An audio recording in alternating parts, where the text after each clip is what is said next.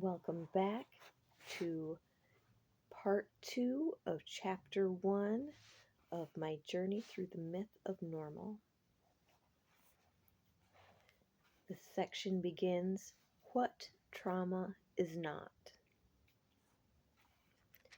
Most of us have heard someone, perhaps ourselves, say something like, "Oh my God, that movie last night was so disturbing, I left the theater traumatized." Or we've read a typically dismissive news story about university students agitating for content warnings lest they be re-traumatized by what they hear. In all these cases, the usage is understandable but misplaced. What people are actually referring to in these cases is stress, physical and or emotional.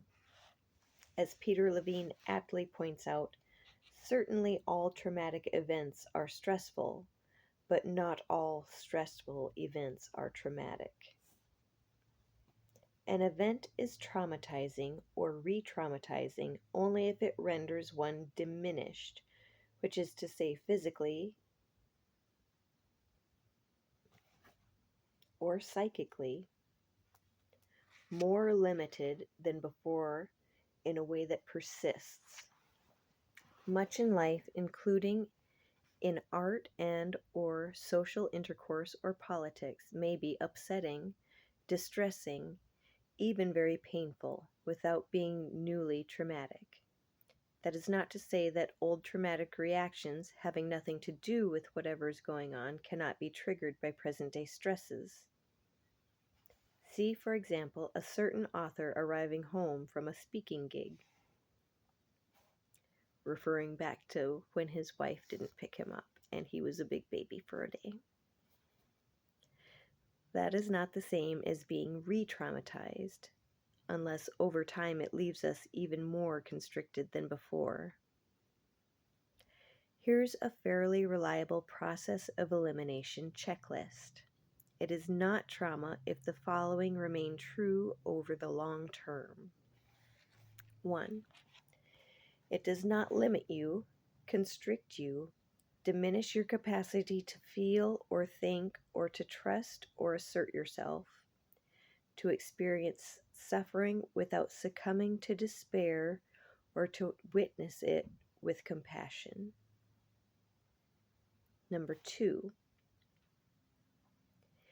it does not keep you from holding your pain and sorrow and fear without being overwhelmed and without having to escape habitually into work or compulsive self-soothing or self-stimulating by whatever means. Number 3,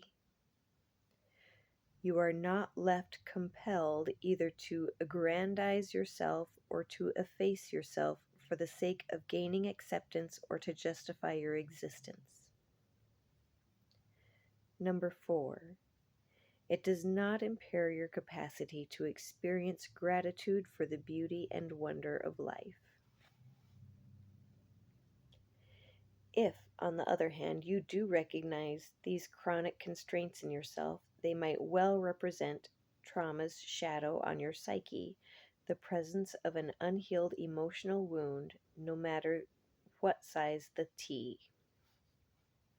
If you remember in the last one, we went through the big T's and the little t's of trauma.